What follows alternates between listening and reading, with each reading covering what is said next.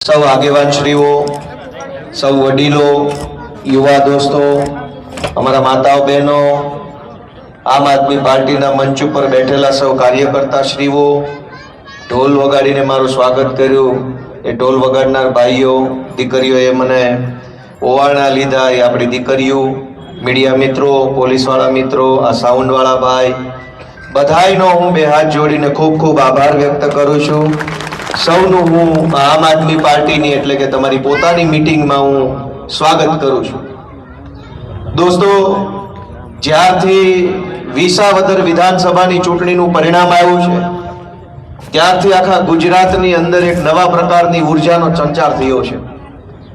ગુજરાતભરના કરોડો લોકો એની અંદર એક નવી આશા જન્મી છે, નવો આત્મવિશ્વાસ આવ્યો છે, હિંમત પણ લોકોની અંદર આવવા લાગી છે. એ બદલ હું વિસાવદર વિધાનસભાના મારા સૌ મતદારોનો પણ આભાર વ્યક્ત કરું છું અહીંયા ઉભા રહી. કેમ કે વિસાવદર વિધાનસભાના મતદારોએ આખા ગુજરાતની જનતાને આશા, હિંમત અને વિશ્વાસ આપવાનું કામ કર્યું છે.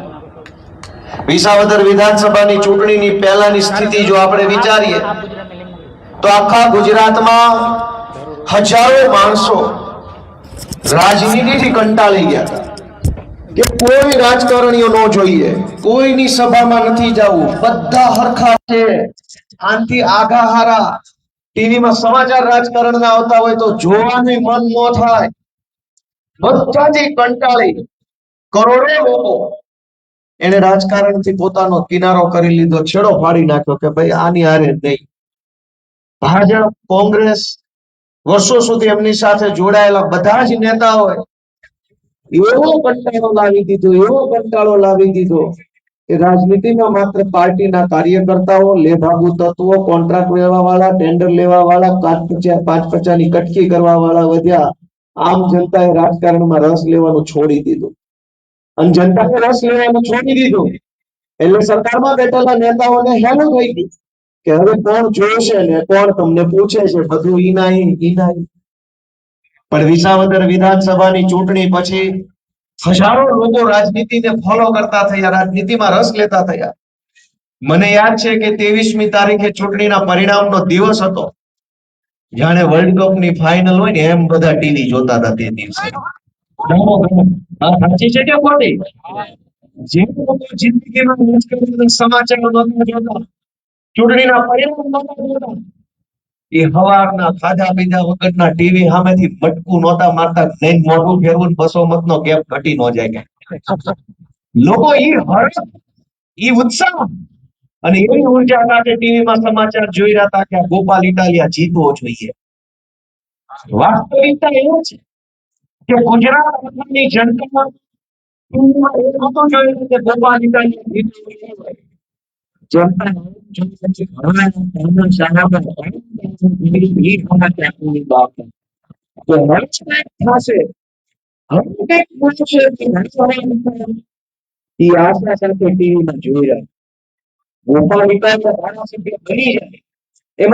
માટે નાનો વિષય નથી. કેમ કે જનતા કેટલાને ઘરે બનાવી દીધા. તમે જનતા વિષય નથી. નવાની વાત એવી હતી કે ગુજરાતની અંદર જનતાને ખાના પીવામાં આવતું ન હતું.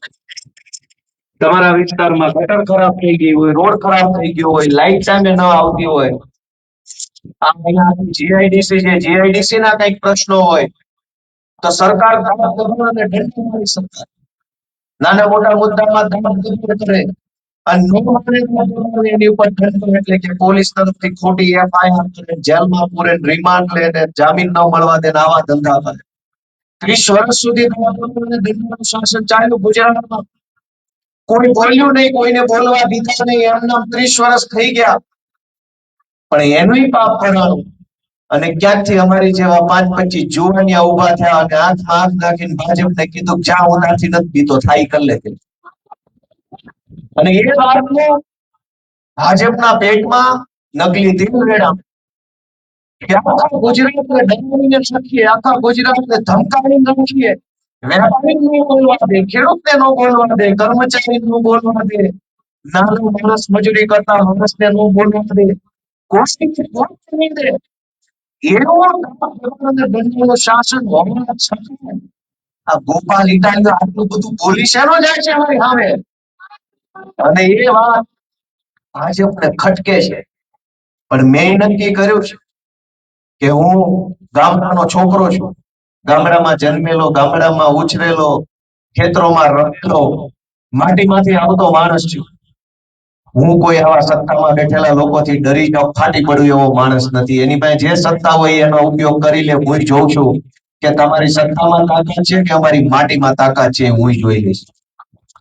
મિત્રો લડીએ છીએ અને એટલે આજ તમારી સામે હું વિનંતી કરવા માટે આવ્યો છું કે તમને એમ લાગે કે આ જે કાંઈ 8-10 યુવાનો ગુજરાતમાં સંઘર્ષ કરી રહ્યા છે, ગોપાલભાઈ ઇટાલિયા, ઈશુદાનભાઈ ગઢવી, પ્રવીણભાઈ રામ, ચૈતરભાઈ વસાવા, રાજુભાઈ કરપડા, યુવરાજસિંહ જાડેજા, મનોજભાઈ સોરઠિયા, હેમંતભાઈ ખવા, જે કાંઈ યુવાનો ગુજરાતની અંદર લડાઈ લડી રહ્યા છે એ સાચા માણસો છે, સાચા રસ્તા ઉપર છે, નિસ્વાર્થ ભાવે લડે છે, નીડર છે, બાહોશ છે, ભણેલા ગણેલા અને ટેલેન્ટેડ છે એવું તમારા બધાનું મન કહેતું હોય તો હું તમને બધાને વિનંતી, ભાઈ કેમ આમ થાય છે?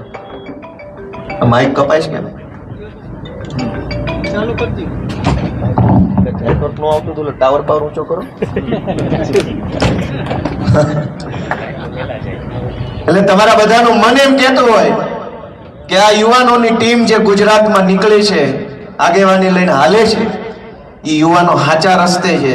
તો હું તમારા બધાનો આશીર્વાદ માંગવા આવ્યો છું કે જો અમે સાચા રસ્તે હોઈએ તો બધાએ અમને આશીર્વાદ આપો, અમારી ઉપર હાથ મૂકો, અમને આશીર્વાદ આપો તમારો, અમારે તમારી જરૂર છે. દોસ્તો, ગુજરાતની અંદર આજ દરેક માણસ દુખી છે અને એની વાત મારે શું કરવાની, તમે જાણો છો.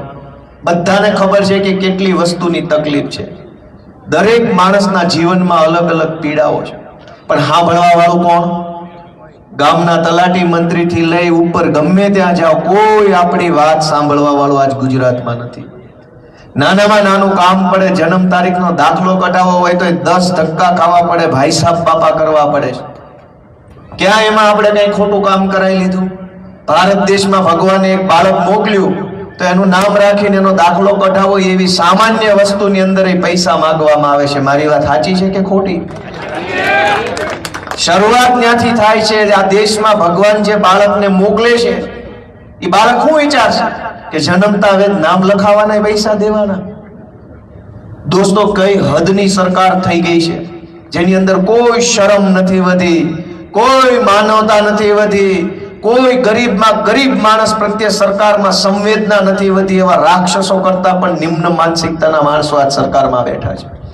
એને કોઈ ફરક નથી પડતો કે આપણે કેમ જીવીએ છીએ, આપણા 2-5 પૈસાના રોટલા પાણી કેમ નીકળે છે, કેમ મજૂરી કરીએ છીએ, કેમ લાઇટ બિલ ભરીએ છીએ, કેમ ગેસના બિલ ભરીએ છીએ, બાળકો કેમ ભણાવીએ છીએ, માંદા પડે કોઈ માણસનો કેમ સારવાર કરાવીએ છીએ, એ વાતની ચિંતા ગાંધીનગરમાં બેઠેલા ભાજપ વાળાના છે જે મનમાં નથી.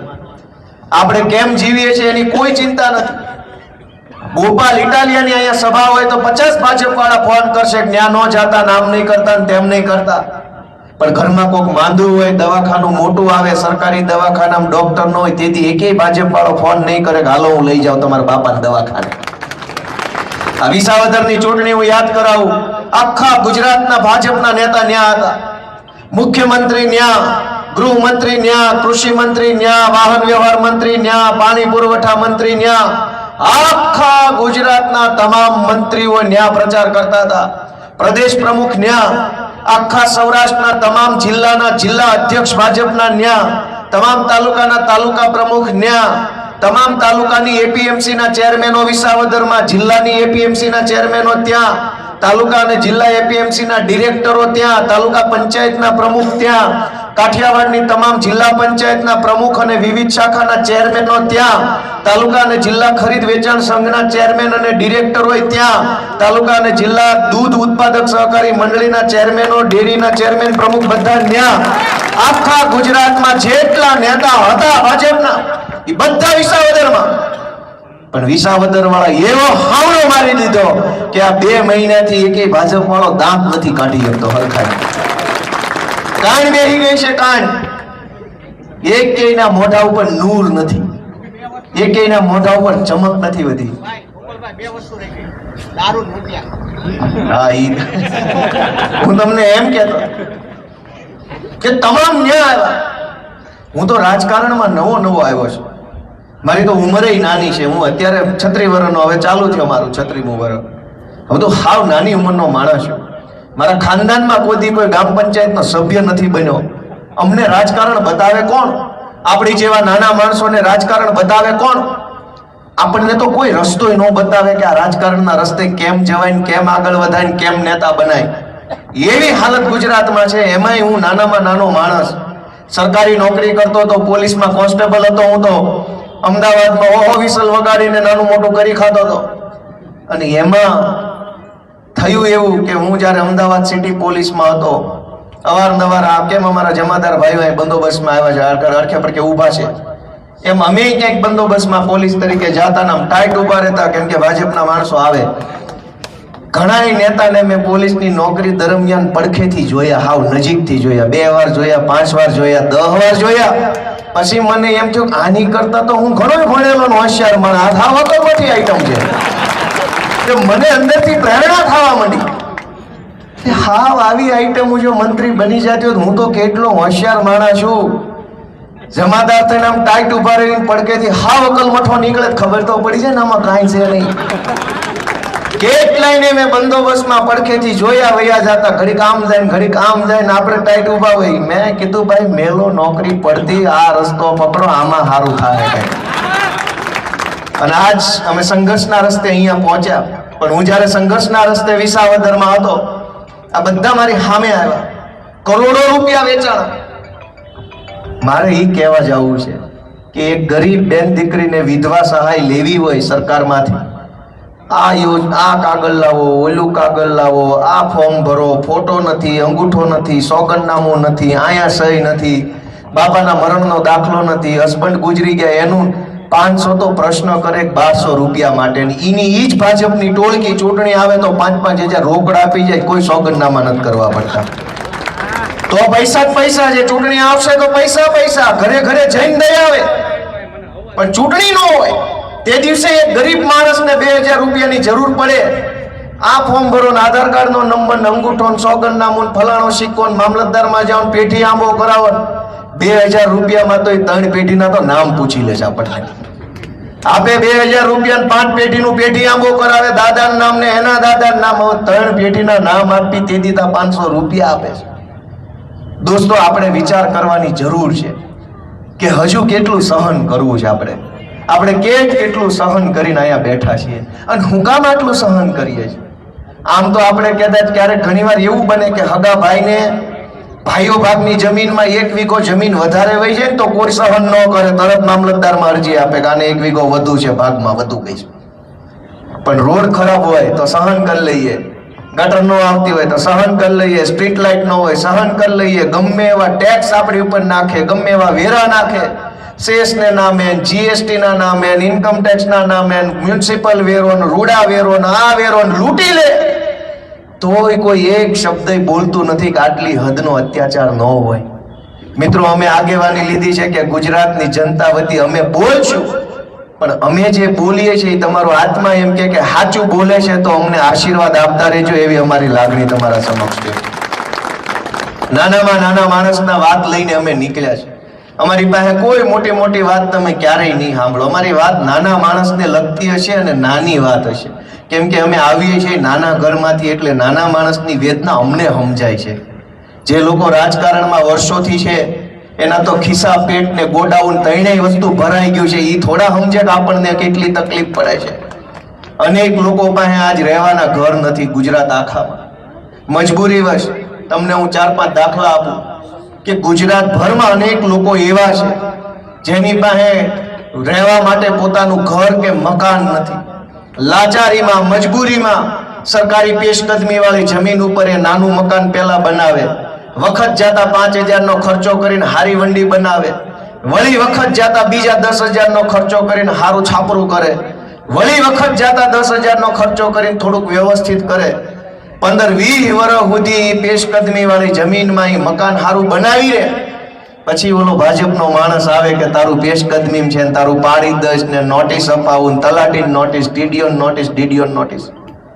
ગરીબ માણસના રહેવાના ઘરનું છાપરું ન હોય તો સરકારને એટલી શરમ કે દયા નથી કે આને 100 વારીઓ પ્લોટ પહેલા આપી દો એટલે વટથી રહેતો થાય. પણ એક નાના માણસનું ઝૂંપડું પાડી દેવા માટે આખી સરકાર નવરી બેઠી છે, પણ ગરીબને પ્લોટ આપવા માટે કોઈ નથી આ સરકારમાં.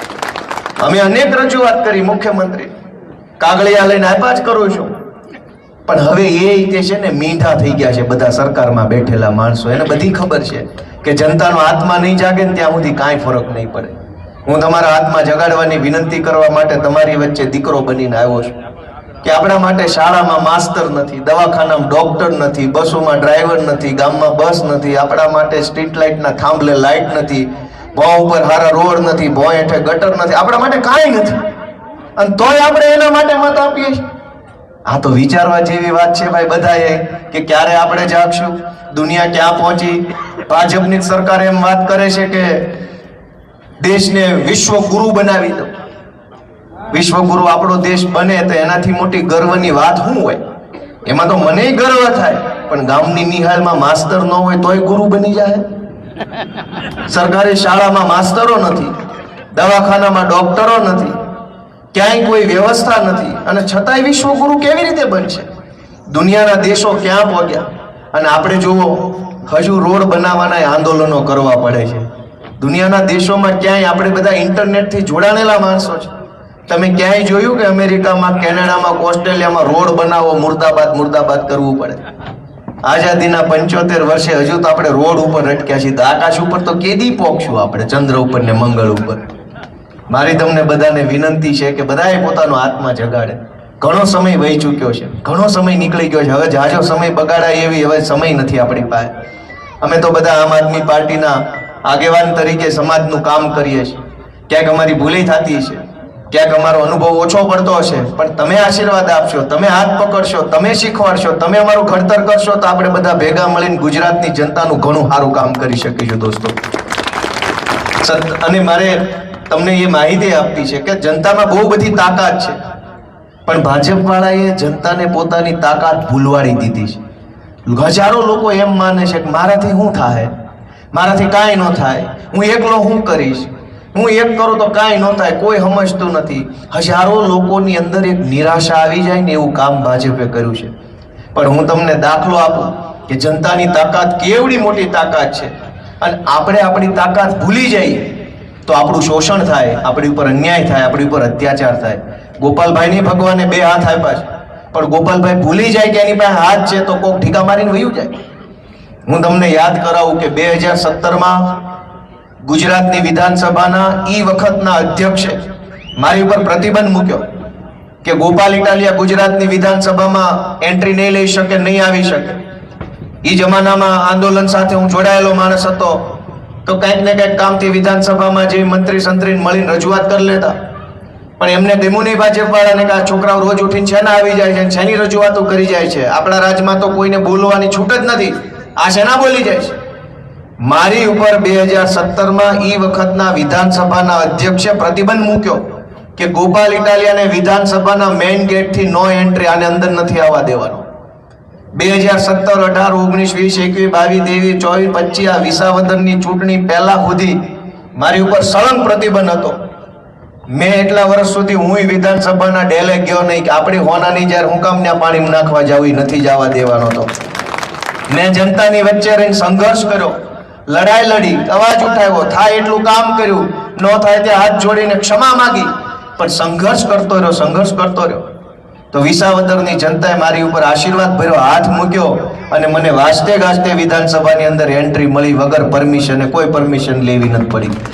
તમે વિચારો કે સત્તાની તાકાત એટલી જ તાકાત છે કે એ 3 લીટી લખે અને મને અંદર આવતો રોકી શકે, અને એક વખત નહીં, હળંગ 7-8 વર્ષ સુધી સત્તા મને રોકી શકે એટલી તાકાત જ સત્તામાં છે. પણ જેથી જનતાનો હાથ માથે પડી જાય ત્યારે સત્તાની ઓકાત નથી કે મને રોકી શકે, વાસ્તે ગાસ્તે અંદર લેવો પડે. તો તમે વિચારો કે અધ્યક્ષની પેનમાં તાકાત છે કે તમારી આંગળીમાં રહેલા મતની તાકાત મોટી છે?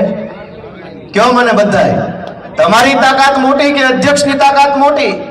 તમારી તાકાત મોટી છે. વિસાવદરની જનતાએ મને આશીર્વાદ આપ્યો તો ગુજરાતની વિધાનસભામાં જ્યારે હું શપથ લેવા ગયો ધારાસભ્ય તરીકે, અધ્યક્ષે મને 3 કિલોનો ગુલદસ્તો આપ્યો, એમ કીધું તમારું અહીંયા વિધાનસભામાં સ્વાગત છે, લ્યો કરો સ્વાગત.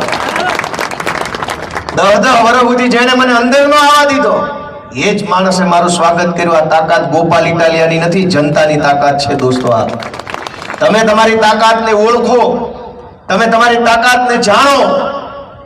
જે દિવસે રામાયણના પ્રસંગમાં આપણે જાણીએ કે લંકા કૂદીને જવાનું હતું ત્યારે હનુમાનજી બાપા પોતાની શક્તિ ભૂલી જાય એવો એમને શ્રાપ હતો. એટલે જાંબુવનજીએ યાદ કરાવ્યું એમને કે તમે તો પવન પુત્ર છો, તમે એક ઠેકડો મારો તો આમ લંકામાં જઈ શકો એમ છો. જાંબુવનજીએ યાદ કરાવ્યું, હનુમાનજી બાપાને યાદ આવ્યું ને એક ઠેકડો મારીને કૂદ્યા, અશોક વાટિકા ઉધી ગયા. આજ જનતાની તાકાત યાદ કરાવવા માટે થઈને વિસાવદરની જનતાએ આપણને એક સંકેત મોકલ્યો છે કે જો તમે જાગો ને તો આવું પરિણામ આવે. ત્યાં સુધી આપણે હાથ લાંબા કરતા રહીશું ભાજપ સામે. ભાજપ વાળા આપણી વાત માનવા તૈયાર નથી. રોડ ખરાબ, આ ખરાબ, સરકારી અનાજ ખાઈ જાય છે. મેં આંદોલન કર્યું હતું તો જમાદારો મારી હામાં ચોટ્યા. આજની તારીખમાં એ ચોર ઉપર પગલા નથી લેવાના, જમાઈની જેમ હાંચવે છે બધા એને, અને અમને ગાળો દે છે.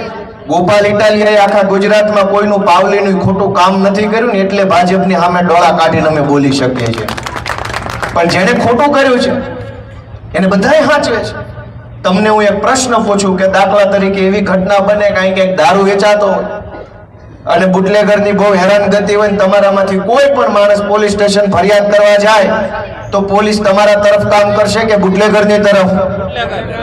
બોલો, બધા બોલો. બુટલેગર તરફ હશે કે તમારી તરફ? ધારો કે તમારા ગામમાં રોડ બને છે કે ગટર બને છે, એમાં ભ્રષ્ટાચાર થયો, તમે તાલુકા પંચાયતમાં અરજી આપવા ગયા તો તાલુકા પંચાયતનો સાહેબ તમારી તરફ હશે કે ઓલા ચોર તરફ હશે? સાચું બોલજો, બધા બોલો, કોના તરફ હશે? ધારો કે જમીનનો કોઈ લોચો આવ્યો, કોઈ જમીન માફિયાએ જમીન પચાવી પાડી, તમારી કાયદેસરની જમીન છે, તમે મામલતદારમાં જાઓ કે કલેક્ટરમાં જાઓ, કલેક્ટર કે મામલતદાર તમારી તરફેણમાં હશે કે ઓલા માફિયાની તરફેણમાં હશે? આખું સરકારી તંત્ર જે છે ને તમારી તરફેણમાં નથી, તમારું કોઈ નથી એમ વિચારી લેજો. અને તમને એમ લાગે કે આ વાત સાચી છે, અમારું કોઈ નથી, તો તમારા મનને પ્રશ્ન પૂછો કે કોઈ તમારું નથી તો તમારું કોણ? અને તમારું મન જવાબ આપે તો એને કહેજો કે અમારો હવે હાવણો ને હાવણા વાળો અમારો છે. હવે કોઈ તલાટી તમારો નથી, ટીડીઓ તમારો નથી, કલેક્ટર તમારો નથી, ધારાસભ્ય તમારો નથી, સાંસદ તમારો નથી. બધું જ ઓલા માફિયાઓનું છે, ગુંડાઓનું છે, બુટલેગરોનું છે. ગરીબોનું કોણ? તમારું તો હવે તમારા દીકરા આવ્યા છે, અમે બધા તમારા દીકરા બનીને આવ્યા છે, અમે તમારા છીએ, અમને આશીર્વાદ આપો, અમારી ઉપર હાથ મૂકો તો અમે અને તમે ભેગા મળીને આપણા બધાનું કંઈક સારું ગુજરાતમાં કરી શકીએ દોસ્તો. અને એટલે આજે તમે બધા આટલી વિશાળ સંખ્યામાં આવ્યા, હું તમારા બધાનો આભાર માનું છું. મને બહુ ખુશી થાય છે. સંઘર્ષનું પહેલું પગથિયું ચડો ને પછી મજા આવે. એક સમય હતો આ વેરાવળમાં અમારી સભા હતી ત્યારે અમારું બુંગણ ખાલી રહેતું હતું, કોઈ અમારા બુંગણે બેહતું નહીં. મંચ ઉપર માણા ન હોય ને સામે માણા ન હોય, અમે 4-5 જણા અંદર મતતા હતા. પણ અમને એ વાતનો વિશ્વાસ હતો કે અમારી વાત સાચી છે, અમારો રસ્તો સાચો છે, અમારી દાનત સાચી છે, તો 1000 હાથ વાળો એક વખત અમારી સામું જોહે એવો અમને ભરોસો હતો. અને 1000 હાથ વાળા સામું જોયું તો આખું ગુજરાત અમારી સામે અત્યારે જોવે છે હવે આશાભરી નજરે. અને મને એ કહેવામાં ગર્વ થાય છે કે વિસાવદરની ચૂંટણી વખતે ભાજપ વાળા એવો પ્રચાર કરતા હતા કે આ ગોપાલ ઇટાલિયા જીતશે તો સત્તા ભાજપની છે, તમારું કામ નહીં થાય. ગામડે એવો પ્રચાર હાલતો. પણ તમે આજ જો હકીકત શું છે કે વિસાવદરમાં કામ તો થાય છે, પણ વિસાવદર વાળી થશે એવું કહો તો ગમે ત્યાં કામ થવા માંડ્યા છે. ખાલી એટલું કહેવું પડે કે વિસાવદર વાળી થાય. બોલો ખૂંટીઓ લાલ લુગડું જોઈને ભટકે ને એમ ભાજપ વાળા ભટક્યા કરે છે. વિસાવદર નું નામ ન લેતા કે મારા બેટા વંડિયું ઠોઈને જાય છે. વાત સાચી છે કે ખોટી? એક સાચો માણસ જો હામો પડી જાય ને તો સત્તાની સત્તા હલી જાય છે. એ દાખલા આજ દેશમાં થયા છે. અંગ્રેજોની 200 વર્ષ જૂની સત્તા હતી, પણ એક સાચો માણસ ગાંધી હામો મળ્યો, ભાંગીને ભૂકા થઈ ગયા. અંગ્રેજોની સરકારના દેશ છોડીને ભાગી જવું પડ્યું દોસ્તો. એક સાચો માણસ હામો મળવો જોઈએ. અત્યાર સુધી ભાજપને બધા અંદરખાને મળેલા હતા, એને કોઈ ખરેખર વાસ્તવિક રીતે લડવા વાળા માણસો નહોતા. ભાજપની સામે જે હતા, ભાજપ એને ખરીદી લે, ભાજપ એને જેલની બીકે લઈ લે, પૈસા આપી દે, ગમે એને ખરીદી લે. અને ઉપાડો લીધો તો ભાજપ વાળાએ, આ ધારાસભ્યને ખરીદી લો, ઓલો એને ખરીદી લો, આ સાંસદ એને રોકડેથી લઈ લો, આને ટેકાના ભાવે લઈ લો, બધાને ખરીદી લીધા. વિસાવદર વિધાનસભાની ચૂંટણી પહેલા મેં ચેલેન્જ મારેલી કે ખાલી ગુજરાતમાં નહીં, આખા ભારત દેશમાં ભાજપ પાર્ટીમાં કોઈ માયનો લાલ હોય ને તો ગોપાલભાઈ ઇટાલિયન બીવડાવી બતાવે તો હું માનું કે કોઈ મરદ એમાંય છે. આજે એ ચેલેન્જ છે. વેરાવળમાં આવીને નીતેશભાઈ ફોન કરીને બીવડાવવા વાળા જે કાંઈ લુખાવો હોય, તમે એકવાર અમને બીવડાવો ને, અમે જોઈએ કે તમે કેવા બીવડાવવા વાળા છો. દોસ્તો, બધા એવા ન હોય. કોક માણસ હોય એની માએ ઊંઠ ખાઈને ઝીણ્યા હોય એવા જે હામાં પડી જાય ને તો મૂળિયા કાઢ નાખે. અમે ઈ માણસો છીએ. અમે કોઈ સત્તા બત્તાથી બીતા નથી, અમને કોઈ સત્તાની લાલચ નથી. તમે આશીર્વાદ આપશો ને જે બનાવશો ઈ વટથી બનશો. બાકી ભાજપની ભીખમાં આપેલી ટિકિટ ઉપર તો હું છે ને તલાટી મંત્રી બનવા રાજી નથી. કોઈ વસ્તુ નથી બનવું જીવનમાં. મા બાપે જે આપ્યું, ભગવાને જે આપ્યું, 1000 હાથ વાળાએ જે અમારા હાથમાં આપ્યું એમાં સંતોષ છે. ભીખમાં કાંઈ ન જોઈએ ભાજપની, પણ અધિકાર હશે તો પાવલીનો અધિકાર જાતો નથી કરવાના, એ બાંધીને લઈ લેવું. પાવલીનો હક હશે તો ભીખમાં લાખ રૂપિયા ન જોઈએ, પણ હકની પાવલી જાતી નથી કરવાની, એવી માનસિકતાથી લડવા વાળા લોકો અમે છીએ દોસ્તો. અને એટલે તમારા આશીર્વાદની આશા રાખીએ છીએ કે ઘણું સહન કરી લીધું, ઘણું ખોટું. આપ નીતેશભાઈએ મને લિસ્ટ આપ્યું ગામનું કે ભાઈ અહીંયા આટલી આટલી સમસ્યા છે. ગઈકાલે મારી માણાવદરમાં સભા હતી, ત્યાં મને 2 પાનાનું લિસ્ટ આપ્યું. એની પહેલા મારી ગીરગઢડામાં સભા હતી પરમ દિવસે, ત્યાં મને 2 પાનાનું લિસ્ટ આપ્યું. એની પહેલા તાલાળામાં મારી સભા હતી, આ છેલ્લા 4-5 દીમાં ન્યાય મને 2 પાનાનું લિસ્ટ આપ્યું. આવતીકાલે ભાવનગરમાં સભા છે, ન્યાય મને લિસ્ટ આપશે. એની પહેલા મારી અમરેલીમાં મોટા આંકડિયા સભા હતી. જે ગામમાં સભા, ઈ ગામમાં પ્રશ્નોનું અવડું મોટું લિસ્ટ એડવાન્સમાં મને કોક આપી જાય છે કે આટલું આટલું બોલજો. હું એમ વિચારું છું, ગામો ગામ કાગળિયા નિબંધ લખાઈ જાય એટલા પ્રશ્નો છે, છતાંય આ ભાજપ વાળાને મત કોણ દઈ આવે છે? મોટા મોટો પ્રશ્ન જ એ વાતનો છે કે આટલા પ્રશ્નો છે અને આ પ્રશ્નો કોણ સાંભળે છે? મેં તમને કીધું એમ આપણી વાત સાંભળવા વાળો કોઈ નેતા આખા ગુજરાતમાં નથી. અને વાત સાંભળવા વાળો નેતા નથી એટલું જ નથી, નેતાએ ક્યાં ભાજપ વાળાએ વધવા દીધા? બધા પ્યાદા જ વધ્યા છે. ખાલી નેતા તો ત્યાં કોઈ વધવા નથી દીધો. પોતાના દમથી જનતાનો અવાજ ઉઠાવી શકે, કામ કરી શકે, સરકારમાં બોલી શકે, એવા એકેય વધવા નથી દીધા. બધાને બનાવી દીધા છે મૂંગા, મૌન બનાવી દીધા છે. અને એટલે હું તમને વિનંતી કરવા આવ્યો છું કે એક તક અમને આપો. અમે સંઘર્ષ કરીને આટલો રસ્તો બનાવ્યો છે. રાજકારણમાં આસાન નથી હોતું, અહીં સુધી પહોંચવું બહુ અઘરું હોય છે. અમે કેટલું વેઠીને અહીંયા પહોંચ્યા છે. મારે રોદણા નથી રોવા, પણ તમે અમારી શક્તિને ઓળખો, અમારા સંઘર્ષને ઓળખો, અમારી ધીરજને ઓળખો. 10 વર્ષનું તપ કર્યું છે. ગુજરાતમાં ઘણા નેતા આવ્યા, ધારાસભ્ય બનવા, કોક આમ વહી ગયું, કોક તેમ વહી ગયું, કોક ચેરમેનના હોદ્દા હાટું થઈને વહ્યા ગયા, કોક 2 કરોડમાં વહ્યા ગયા. 10 વર્ષ જિંદગીના અમે રાજનીતિમાં આમ આદમી પાર્ટીમાં કાઢી નાખ્યા છે, પણ એક ડગલું પાછું નથી ભર્યું, કાંઈ નથી કર્યું, ખોટું કામ જાઈને ટકી ગયા છે. તો આશા શું હોય સમાજ પાસે કે તમને એમ લાગે કે આ છોકરાઓમાં ધીરજ છે ટકી રહેવાની, તમને એમ લાગે કે આમની અંદર હિંમત છે, તમને એમ લાગે કે આ નેતૃત્વ કરી શકશે, તો આશીર્વાદ ભરેલો એક હાથ અમારા માથા પર તમે બધા નહીં મૂકો એક વખત કે આપણો છોકરો છે, જો હાથ મૂક્યો તારી ઉપર, જા આ વખતે તને મત દેવું. એટલું નહીં કરો તમે બધા? કેટલાય લોકો વંડી ઠેકી ગયા. જનતાના હાથમાં શું આવ્યું? ખાલી કકળાટ. 2 પોસ્ટો મૂકીને કહીએ ઓલોય વયો ગયો, ઓલોય વયો ગયો, ઓલોય વયો ગયો. કરીએ છીએ કે નથી કરતા આપણે બધા? જે વંડી ઠેકી જાય આપણે કકળાટથી વધુ કાંઈ નથી કરી શકતા. વહી ગયા, પણ રહી ગયા એની કદર કેદી થાય ને, એ પ્રશ્ન મારો તમને બધાને છે કે વહી ગયેલાની વાતો ચોરે થાય છે, ઓટલે થાય છે. રહી ગયેલા ઉપર હાથ મૂકવાનું ભૂલી ન જતા ચૂંટણી આવે ત્યારે, એવી મારી તમને હાથ જોડીને વિનંતી છે કે અમે ટકી ગયા છીએ, અમે જીરવી ગયા છીએ, ખણના ઘા જીરવી ગયા. ભાજપે અમારી ઉપર શું જુલમ ન કર્યો? જેલમાં પૂર્યો મને 15 વખત, ઈશુદાન ગઢવી ઉપર ખોટું આળ મૂક્યું, પ્રવીણ રામને જેલમાં પૂર્યા, મનોજ સેરોઠિયા જેલમાં. અમારી આખી આમ આદમી પાર્ટીના નેતાઓ જનતા માટે થઈને જેલમાં રહેલા માણસો છે. ગુજરાતમાં 2 પાર્ટી છે. એક પાર્ટી છે ભાજપ, જેમાં જેલની બીકે ભાજપમાં છે, એ બધા ભાજપમાં છે, જેલમાં ન જવું હોય. અને જનતા માટે જેલમાં રહેવાનું મંજૂર હોય, એ બધા આમ આદમી પાર્ટીમાં છે. જેલની બીકે ભાજપમાં હોય એને તમારો મત મળશે કે તમારા માટે જેલમાં જવા તૈયાર હોય એને તમારો મત મળશે? એ તમારાથી નિર્ણય લઈને ઊભું થવાનું છે. અમે સંઘર્ષ કરીએ. આ અમારી યુવા ટીમ છે. તમે મંચ ઉપર બેઠેલા બધા જોઈ લો. કોઈને સ્વાર્થ નથી. ટિકિટનો સ્વાર્થ હોય તો ભાજપમાં જવું પડે. હોદ્દા જોતા હોય ભાજપમાં, રૂપિયા જોતા હોય ભાજપમાં. જે જોઈએ એ બધું અત્યારે મળે છે ભાજપ. અહીં શું મળે છે? અહીંયા તો આ સાબુનનો ફાળો કરીને કાઢવા પડે છે અમારે. આ ખુરશીનો ફાળો કર્યો હોય છે, આ મંચનો ફાળો હોય છે, આ બધાના પૈસા હોય છે. મને ખબર છે કશું જ મળતું નથી, છતાંય આ કામ કરીએ છીએ. શું કામ?